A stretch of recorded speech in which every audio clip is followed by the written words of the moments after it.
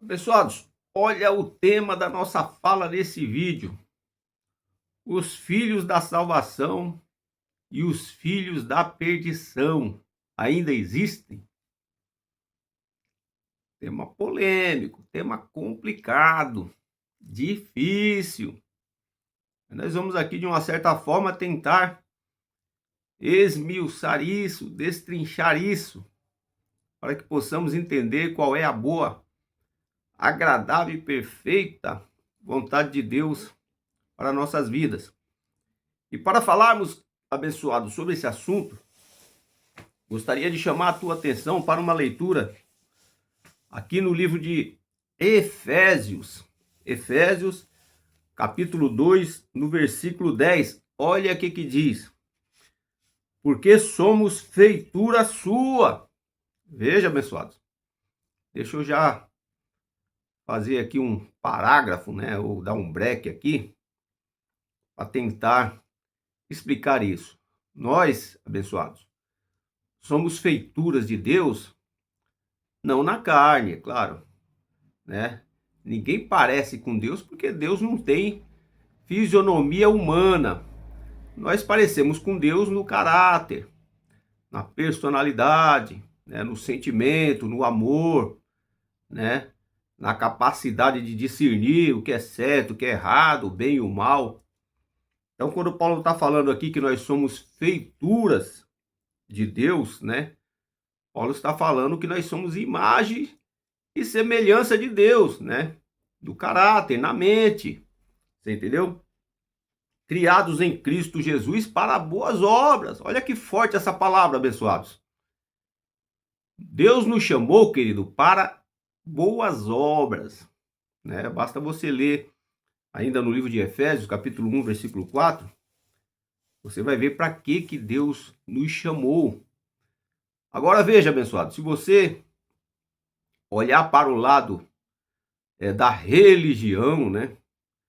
Você vai ver que o que não existe, né, entre os evangélicos, né, entre os da religião, o que não existe são boas obras, né? Basta você olhar aí as redes sociais, você vai ver aí pastor corrupto, né? Pastor ladrão, pastor usando de má fé, pastor pedófilo, pastor saindo com as irmãs da igreja, pastor que já está no terceiro, quarto casamento. Isso tudo, querido, são más obras. Não foi para isso que Deus nos chamou. Deus nos chamou para as boas obras. E infelizmente o que você vê mais dentro do sistema religioso são más obras, né? Pastor e pregador cobrando 30, 40 mil reais para pregar, né? Para cantar, né? Porque eles não louvam, né? Eles cantam, né? É diferente. Então isso tudo, querido, são más obras. Então Paulo está falando aqui, não foi para isso que Deus nos chamou. Deus nos chamou para as boas obras, sabe? Para sermos luz, para sermos sal da terra, para fazermos a diferença, né? Nesse mundo que nós existimos, as quais Deus preparou para que andássemos nela. Olha que forte isso, querido. Deus nos escolheu, abençoados. Deixa eu ler com você aqui, ainda no livro de Efésios, capítulo 1, versículo 4. Deus nos chamou antes da fundação dos séculos para que nós possamos dar bons frutos, abençoados. Você entendeu? Para que possamos viver uma vida reta, uma vida digna. Não uma vida de libertinagem, de carnalidade, de ambição. Não uma vida de, de, de busca, né? Busca do ego, né? Satisfazer o ego, né? Eu quero ganhar mais, eu quero ser mais visto, eu quero ser famoso, eu quero que a minha igreja seja a maior de todas. Eu quero ser pregador de multidões, quero cantar, né, para que todo mundo me admira. Isso tudo é ego, abençoado. Tudo isso são más obras. Olha para que Deus nos chamou, Efésios 1 e 4. Como também nos elegeu antes da fundação do século, abençoado. Veja, você não foi chamado por Deus ou escolhido por Deus, você não é uma pessoa de Deus, vamos dizer assim, a partir do momento que você levantou a mão na igreja e aceitou Jesus. Não, querido, isso não existe, isso é coisa da religião, balela da religião. Deus me chamou, querido, e Deus te chamou antes da fundação do século, é o que a palavra de Deus diz, não é lógica religiosa. Então olha o que diz, ó. Como também nos elegeu nele antes da fundação do mundo, para que fôssemos santos abençoados. Olha que forte isso. Irrepreensível diante dele em amor. Você entendeu? Agora eu pergunto para você, querido, o que a gente vê aí dentro do sistema religioso, o que é? É o oposto disso aqui, né? Vamos falar de amor. Não existe amor, querido, no sistema religioso. Sabe? O que existe é ambição, ganância, sabe? A busca do ego, né? A fama, né? Cada um quer buscar o seu lugar ao sol. Você entendeu? Isso não é amor, isso é falta de amor, abençoados. Isso é amor à fama, ao dinheiro, à posição social. As pessoas querem ser vistas, querem ser famosas, né? Elas começam a dar uns pulinhos na igreja, fazer uns reteté na igreja, logo logo vão para as redes sociais para ficar conhecida. Você entendeu? Para ficar famosa e de uma certa forma ganhar até um pouco de dinheiro com isso, né? Você pega aí um pregador aí, ele começa a pregar aí nas periferias, de repente as pregações dele é um pouco eloquente, aí começa a pregar nas igrejas grandes, logo logo fica conhecido no Brasil todo, aí ele se candidata a deputado federal, abençoados. É assim que funciona ou não é? Aí ele vai ter lá seu salário de 90 a 100 mil por mês, está estabilizado na vida. Você entendeu? Então você veja que não tem nada de espiritualidade nisso. O que tem é ambição, ganância, né? Ego. Você entendeu? Não foi para isso que Deus nos chamou. Não foi. Olha aqui, a palavra de Deus está clara aqui, queridos. Olha. Como também nos elegeu nele antes da fundação do século, para que fôssemos santos e irrepreensíveis diante dele em amor, abençoado. Ou seja, que nós possamos praticar boas obras, que nós possamos ajudar o próximo, socorrer o órfão, socorrer a viúva, o necessitado, né? Eu não falo isso aqui, querido, para me gloriar, né? Porque teve um abençoado que me perguntou assim, o senhor fala tanto de amor, de ajudar o próximo, de que a verdadeira religião é socorrer os órfãos e as viúvas, e o que o senhor faz? E eu falei para ele, ó, eu não falo para me gabar, mas eu, por misericórdia de Deus, todo mês eu ajudo os Médicos Sem Fronteiras. Você entendeu? E eu não dou meu dinheiro de dízimo na igreja, jamais farei isso. Sabe, para enriquecer pastor? Não, jamais, abençoados. Sabe, meu dinheiro é para ajudar quem precisa, quem necessita. Então Deus tem me abençoado muito, Deus tem me honrado muito por isso. Eu tenho abençoado todo mês os Médicos Sem Fronteiras. E graças a Deus, Deus tem me honrado nisso. Você entendeu? Eu não fico dando dinheiro para pastor se gabar na internet aí, passeando lá nos Estados Unidos, passeando nas Europas, né? Na Europa. Com dinheiro do dízimo do povo, abençoado, que você ali dá na simplicidade ali, pega aí do seu salário que você suou o mês todo para ganhar. Abençoados, é tempo de acordar, abençoados, é tempo de abrir os olhos e entender qual é a boa, agradável e perfeita vontade de Deus na nossa vida. Deus não nos chamou para ficar presos a um sistema religioso. Então, o tema, querido, da nossa fala é esse. Existem filhos da perdição e filhos da salvação ainda? Vamos tentar esmiuçar isso aqui. Primeiro, querido, que Deus, todos nós sabemos que Deus ele trabalha dentro de planos, projetos e propósitos. Então, querido, nós vivemos um contexto, né? Nós estamos no contexto da graça. E nesse contexto que nós vemos hoje, não existe mais filhos da perdição, nem filhos da salvação, pessoal. Isso aconteceu lá no antigo pacto, até a cruz. Nós sabemos, não tem como nós entrarmos nesse assunto, abençoado, sem entrarmos um pouco na soberania de Deus. Né? Deus, ele trabalha, abençoado, dentro de plano, dentro de projetos, dentro de propósito. Isso é soberania de Deus. Então, Deus, dentro da sua soberania, ele estabeleceu que o antigo pacto, né, a lei, seria estabelecida até a cruz, né? Até a morte de Cristo na cruz. Na cruz, querido, se encerrou a lei. Todos nós sabemos disso. Iniciou ali o quê? O novo pacto, né? Romanos 10:4, diz que o fim da lei é Cristo. Então, de Cristo para cá, iniciou-se o novo pacto, a nova aliança, a nova dispensação. Até a cruz, abençoados, e para ser um pouco mais claro, até o ano 70, ainda existiam os filhos da perdição, né? E os filhos da salvação. Por quê? Porque estava dentro daquele modelo, abençoado, dentro daquele pacto que Deus havia estabelecido. Né? E de vez em quando nós encontramos um abençoados aí dizendo assim, mas não é justo isso, está errado. Né? Não existe coerência bíblica para isso. Então, abençoado, você tem que questionar Deus. Você tem que ler Romanos capítulo 9 e brigar com Deus, porque foi Deus, dentro da sua soberania, que estabeleceu assim. Aliás, esse é o grande problema de muitos evangélicos, né? E de muitos ateus também, é não entender a soberania de Deus e querer colocar Deus dentro de uma caixinha de fósforo chamada lógica religiosa. Ou dentro de uma caixinha de fósforo chamada lógica humana. É os que os ateus fazem, né? Querem colocar Deus dentro de uma lógica humana. Mas por quê? Se Deus é Deus, por que tanta criança está morrendo? Por que pastor morre com câncer? Por que tanta coisa ruim e negativa acontece dentro da igreja e fora da igreja? Abençoados. Deus, ele trabalha dentro da sua soberania. Deus não está limitado dentro de uma lógica humana. Você entendeu? O reino de Deus não é desse mundo. Você entendeu? Então Deus, ele não impede que as coisas ruins e negativas acontecem, né? E ele também não permite, né? Simplesmente, vamos dizer assim, ele administra isso. Você entendeu? Deus não é culpado do que acontece no mundo. O que é culpado? Quem é culpado do que acontece no mundo é o próprio homem, né?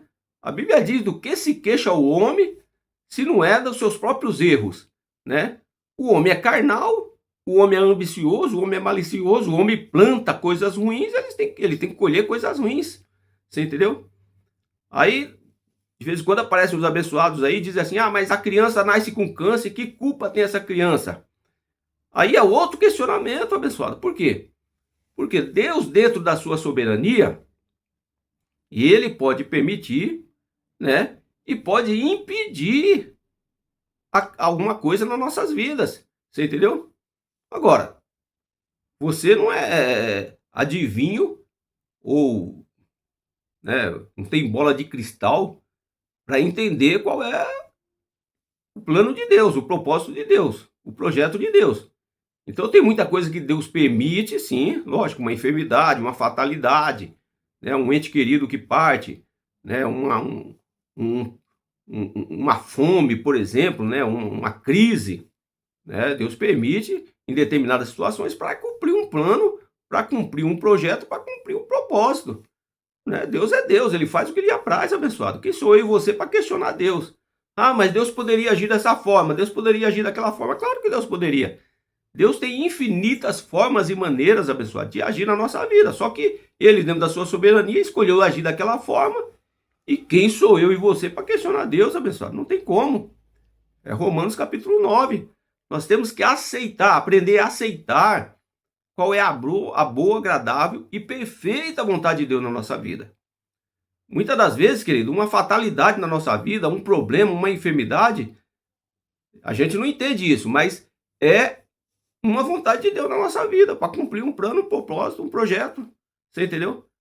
Assim como Deus abençoa alguém nessa vida, com propósito, querido. Deus não faz nada sem propósito.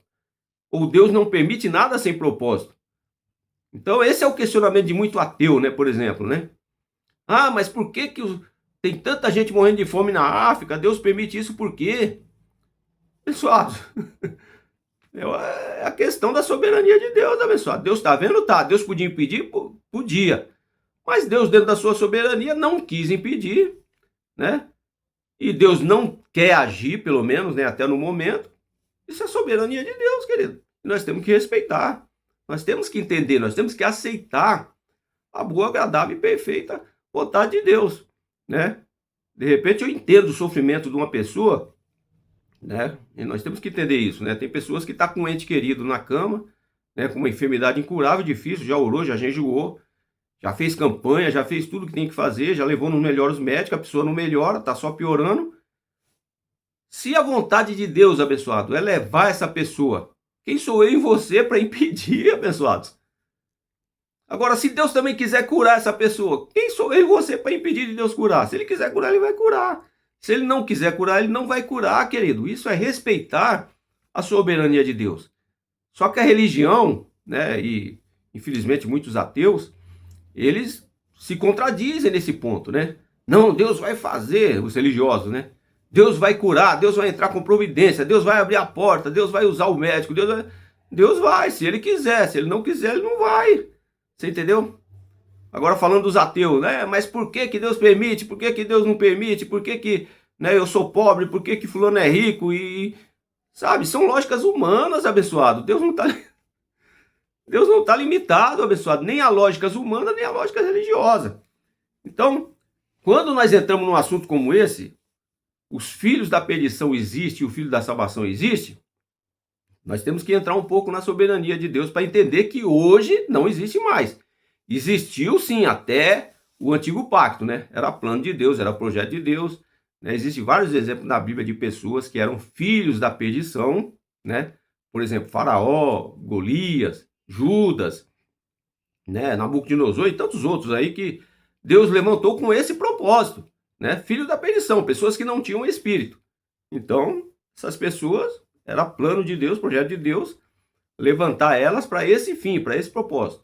E tinham os filhos da salvação, que eram o povo judeu, né? Todos nós sabemos, né? Está escrito lá em Mateus 15, 24, que Jesus ele não veio morrer por mim e por você. Todos nós sabemos disso.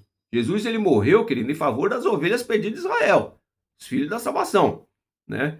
E Jesus também não derramou o seu sangue, né? O sistema religioso não aceita isso. Mas Jesus não derramou o seu sangue por mim e por você, abençoado. Deus derramou o seu sangue em favor do seu povo, né? Mateus 26, 28. Você entendeu? Em favor de muitos. Quem foram esses muitos? Muitos filhos de Israel, os filhos da salvação. Então, lá no antigo pacto existiam os filhos da salvação e existiam os filhos da perdição. E isso perdurou, né, vamos dizer assim, até o ano 70, quando a graça definitivamente foi estabelecida. Agora, a partir da graça, pessoal, a partir do ano 70, a partir da cruz, não existe mais filho da perdição, nem filho da salvação. Por quê? Porque Efésios 2,8 diz que pela graça sois salvos. Não está falando sereis salvos. É outro ponto que confronta o sistema religioso, né? Porque o sistema religioso diz que você tem que aceitar Jesus, né? Sendo que a Bíblia diz que nós já estamos salvos, por quê? Porque Jesus já garantiu, ou seja, Deus estabeleceu a nossa salvação antes da fundação do século, né? Efésios 2,8, né? E Efésios também 1:4. Então, hoje, no novo pacto, na nova aliança, na nova dispensação, não existe mais filho da perdição, nem filho da salvação. Aí alguns evangélicos podem dizer assim, mas meu filho, eu pregava o evangelho para ele, eu falava de Jesus para ele, e ele morreu sem Jesus. Balela da religião, abençoados. Primeiro que Deus não nos vê em carne, abençoado. Já começa por aí. Deus não nos vê em carne, Deus nos vê em espírito. E em espírito, né? E nós temos que esclarecer isso aqui, porque quando a Bíblia fala que nós já nascemos com o dom da salvação, né, que é Efésios 2:8, e o dom da vida eterna, Romanos 6:23, é claro que, pessoal, nós temos que entender que Deus está falando em espírito. Deus não está falando na carne, abençoado, porque carne não entra no céu. Você entendeu?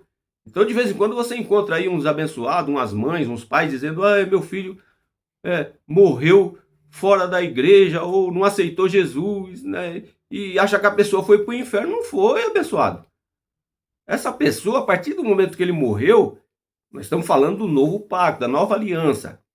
O espírito dela vai voltar para Deus, abençoado, porque o espírito nunca esteve em estado de condenação nem de salvação.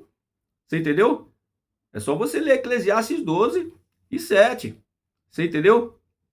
Todos nós, quando morremos, abençoado, nosso espírito volta para Deus de onde ele estava. O espírito, não a carne. A carne não entra no céu, abençoado. Carne é sede das emoções, alma é sede das emoções. Jesus falou lá em Mateus 10:28, que quando nós morremos, a nossa alma, né, que é a sede das emoções, que é carne, que é corpo, é emoção, vai para o inferno, abençoado. No céu não entra emoção. No céu vai entrar o seu espírito que já veio de lá. Então, abençoado, você que é evangélico, né, que está cheio de lógica religiosa, achando que seu filho, sua filha foi para o inferno, seu esposo foi para o inferno porque nunca foi crente, isso é balela da religião, abençoado. A sua carne, assim como a sua carne também de você que tem 10, 20, 30 anos de crente, vai para o inferno, foi para o inferno que é sepultura. Você entendeu? A alma, a sua alma, assim como a alma do seu esposo, do seu filho que nunca foi crente, igual você, religioso, ele vai para o inferno e você também vai, que é sepultura. Agora o seu espírito, você que tem 30 anos de crente, e o seu espírito de você que nunca foi crente, vai voltar para Deus, abençoados. No novo pacto é assim, soberania de Deus. Quem sou eu e você para questionar? O resto é balela da religião, querido. A religião, ela torce isso, né? Fala, não, sua alma vai para o inferno, você não vai entrar no céu. Balela da religião, querido. Balela da religião. A Bíblia não diz isso. A Bíblia diz que o nosso espírito vai voltar para Deus, porque o espírito não peca, abençoados. O espírito nunca esteve em estado de condenação nem de salvação. Agora, quem que peca, entre aspas, né, que erra o alvo, é a minha carne e a tua carne. Você entendeu? E Deus não nos vê em carne. Se Deus fosse me ver em carne e te ver em carne, querido, Deus tinha que nos ver como a religião vê.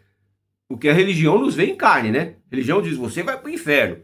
Você tem que pagar o preço, você vai sofrer, você é isso, você é aquilo. A religião julga, a religião condena. Agora Deus não, querido. Deus, no novo pacto, na nova aliança, nessa nova dispensação, o Deus que nós servimos é um Deus de amor. É um Deus de perdão, de misericórdia. Eu e você estamos vivos hoje, com saúde, por bondade e misericórdia de Deus. Não é porque você é bonzinho, eu sou bonzinho. Em carne, querido, nós somos errados, somos pecadores, como diz a religião, né? Erramos o alvo. Mas em espírito, nós estamos perfeitos. E é em espírito que Deus nos vê. 1 Pedro 2,9. Deus, ele me vê e te vê como igreja santa, pura e imaculada, preparada, pronto para o dia do arrebatamento, que é o dia da minha morte e a tua morte, querido. Seu espírito e o meu espírito vai ser arrebatado para o céu. É assim que funciona, abençoado. O resto é balela da religião, infelizmente. Agora, se você escolhe seguir as lógicas religiosas, viver dentro desse mundo da religião, a escolha é sua, livre-arbítrio seu. Você entendeu? Agora, eu e muitos em graça, né, resolvemos, né, sair, né, desse sistema, né, religioso opressor, né, que cauteriza a mente das pessoas a pensar de uma forma que é antibíblica. Infelizmente, é assim que funciona. Então, querido, não tem como você entender isso sem entender um pouco da soberania de Deus. Um outro ponto que eu gostaria de comentar com você aqui, querido, é que na cruz tudo foi consumado, abençoado. A minha salvação, a tua salvação, foi estabelecida antes da fundação dos séculos, né? Conforme está escrito Efésios 1:4, mas foi estabelecida na cruz, abençoados. Você entendeu? Eu e você já nascemos salvos. Por quê? Porque depois do ano 70, na nova dispensação, todos que nasceram depois da cruz já nasceram salvos, porque a Bíblia que diz, né, que Deus nos escolheu antes da fundação do século. Agora, a salvação, a vida eterna, querido, foi estabelecida na cruz. Tudo foi consumado na cruz. O pecado que existia lá antes da cruz foi consumado na cruz. Hebreus 9:26. O diabo, que a Bíblia chama de natureza humana, que a Bíblia chama de lei de Moisés, nós temos que entender isso também, abençoado. Jesus, ele disse lá em João 8:44, né? Jesus falando para os religiosos da época, né? Se fosse hoje, Jesus falava a mesma coisa. Jesus diz, vocês têm por pai o diabo. Jesus estava falando o quê? Da lei de Moisés, abençoados. Agora, é isso que a religião segue hoje ou não é? A lei de Moisés? Claro que é, abençoados. O que a lei de Moisés dizia? Você tem que dizimar. Você tem que tomar a Santa Ceia. Você tem que batizar. Você tem que ofertar. Você tem que fazer isso, você fazer aquilo. Você entendeu? Lei de Moisés. É isso que o sistema religioso prega hoje. E se Jesus estivesse aqui nos dias de hoje, Jesus ia olhar para esses pastores, esses religiosos de hoje e ia dizer, vocês são filhos do diabo. Ou seja, vocês são seguidores de Moisés. Você entendeu? Então isso foi aniquilado na cruz. O diabo foi aniquilado na cruz, porque a palavra diabo significa acusador e opositor. Tudo que se opõe à graça é o diabo, e a lei se opõe à graça. Porque a graça, querido, ela veio banir a lei. Você entendeu? Jesus, ele disse, né? Ou seja, Paulo disse, né? Romanos 10:4, o fim da lei é Cristo. Então não tem como você viver na prática da lei hoje. Se você viver na prática da lei hoje, você está se opondo à graça de Deus. Você está se opondo àquilo que Deus estabeleceu antes da fundação do século. Então, querido, tudo foi consumado na cruz. Tudo foi estabelecido na cruz. Essa graça que nós vivemos hoje, a nova dispensação, a nova aliança, né? Você vive uma vida de paz, uma vida alegre, uma vida feliz. Você consegue reinar em vida. Por quê? Porque Cristo estabeleceu isso na cruz. Você entendeu? A cruz foi o divisor de água entre a lei e a graça. A antiga aliança e a nova aliança. Pessoal, o tempo está indo embora, mas eu gostaria de falar com você aqui mais um ponto interessante. É que no Salmo 139, você conhece muito bem, no versículo 16, para nós fecharmos essa palavra, Salmo 39, versículo 16, diz que a minha história, né, e a tua história, esse é um versículo também que os evangélicos têm dificuldade de entender, os ateus também, né? A nossa história, abençoada, ela já foi escrita por Deus, você entendeu? Deus já estabeleceu tudo, querido. Deus, ele não é pego de surpresa em nada, abençoado. A religião tem essa coisa de pegar Deus de surpresa. Não, Deus vai agir, Deus vai fazer, Deus vai não sei o quê. Deus... Abençoados, Deus dentro da sua soberania, ele já tem tudo estabelecido, abençoados. A minha história já foi escrita, a tua história já foi escrita por Deus. Tudo o que acontece, querido, em nossas vidas, é vontade de Deus, é permissão de Deus. Você entendeu? Por isso que nós não podemos entrar em conflitos, né? Questionar Deus, né? Tá cheio de crente aí fazendo campanha para mudar Deus, sabe? Fazendo voto, fazendo jejum, fazendo propósito, indo para monte, para ver se muda Deus. Não vai mudar nunca, querido. Deus não muda, sabe? O que Deus estabeleceu, querido, a meu respeito e ao teu respeito, está estabelecido, sabe? É plano dele, é vontade dele, né? É projeto dele, soberania dele. Você entendeu? Então pare, querido, de ficar correndo, né, atrás de pastor, buscando cobertura de pastor, fazendo campanha de 7 dias, 15 dias, 21 dias. Sabe? Para com isso, abençoados. O que Deus determinou na tua vida está determinado. Tudo que eu preciso e você precisa é descansar em Deus, né? Você não tem que viver nessa vida aqui, querido, com medo do inferno, medo do diabo, medo de que o seu pai, o seu marido, o seu filho é filho da perdição. Não existe mais isso, abençoados. Nós estamos vivendo um novo pacto, a nova aliança, a nova dispensação, um novo modelo que Deus estabeleceu antes da fundação do século. Então o que nós precisamos? Nós precisamos descansar em Deus, precisamos ficar em paz, precisamos aceitar a boa, agradável e perfeita vontade de Deus. Quando você vive fazendo campanha, jejuando, correndo atrás de pastor, correndo atrás de pregador, correndo atrás de cantor para satisfazer o seu ego, o que você está fazendo, querido? Você não está aceitando a vontade de Deus para a tua vida, você não consegue descansar em Deus. Então você fica nessa ansiedade, eu tenho que fazer campanha, eu tenho que jejuar, eu tenho que ceiar, eu tenho que contribuir, eu tenho que batizar, eu tenho que, sabe, honrar pastor, eu tenho que honrar, sabe, abençoado? Você fica nessa frenesi sem entender realmente qual é a boa, agradável e perfeita vontade de Deus para sua vida. Você não consegue descansar, você entendeu? Então o que nós precisamos, querido, é entender que nós servimos a um Deus que já planejou tudo, calculou tudo, projetou tudo antes da fundação dos séculos, e que a nossa história já foi escrita por ele, Salmo 139, versículo 16. Nós acabamos de ler, né? E nós precisamos descansar nele, aceitar a boa, agradável e perfeita vontade dele na nossa vida, porque essa é a melhor coisa que ele tem para nos dar, sabe? Quando nós entendemos isso, nós descansamos. Por que você vê um monte de crente aí vivendo uma vida de tribulação, angustiada de sofrimento, sabe? pastor aí tá perdendo a esposa, perdendo a família, sabe? Se suicidando, sabe? Entrando, adulterando, sabe? Fazendo uma série de lambanças aí no meio evangélico. Por que isso? Porque não consegue descansar em Deus, não consegue entender qual foi o chamado de Deus na vida dele realmente. Qual é a boa, agradável e perfeita vontade de Deus na vida dele, não sabe. Então ele fica aí nessa frenesia aí nessa correria aí para tentar chamar a atenção de Deus, ele faz um monte de coisa errada, né? Acaba traindo a esposa, acaba brigando, dividindo o ministério, acaba roubando o povo, sabe? Adulterando, enfim, se promovendo em cima do povo, né? Ah, agora eu vou ser deputado porque eu tô famoso no meio religioso. São pessoas que não entenderam nada de Deus, abençoados. Entenderam sim, entendem muito bem de religião. Religião eles entendem muito bem.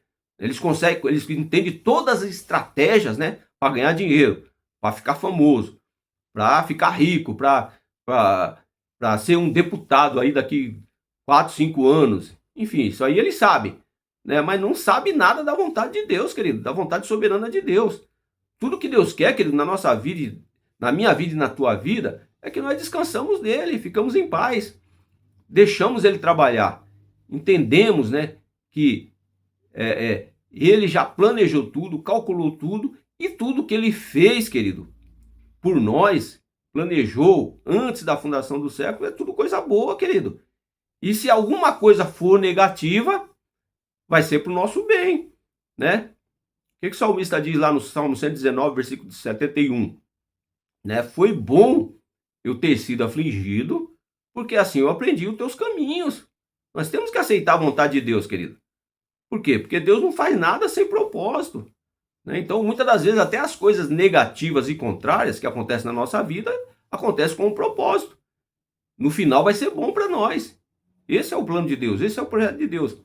Então, que Deus possa nos abençoar, que nós possamos entender, abençoados, que nós vivemos uma dispensação, vivemos um contexto, a nova aliança, que Deus estabeleceu antes da fundação do século, e não existe mais filhos da salvação, querido, nem filhos da perdição. Todos nós, em espíritos, nós já estamos salvos, já nascemos salvos, querido, na nova aliança. Ninguém mais vai para o inferno. Aliás, inferno não existe, né? Religião é outra balela da religião, né? Pregar inferno, né? Fala que inferno existe. Mentira. Balela da religião. A palavra inferno é sepultura e todos nós vamos para lá. Tanto pastor como missionário, profeta, né? Seja lá quem for, pastor, presidente, todos vão para o inferno que é a sepultura, abençoado. Você entendeu? Então, infelizmente a gente tem que acordar, né? Ou felizmente, né? Nós temos que acordar e parar de seguir as balelas da religião, né? E começar a procurar descobrir qual é a boa, agradável e perfeita vontade de Deus para a nossa vida. Que Deus possa me abençoar e te abençoar.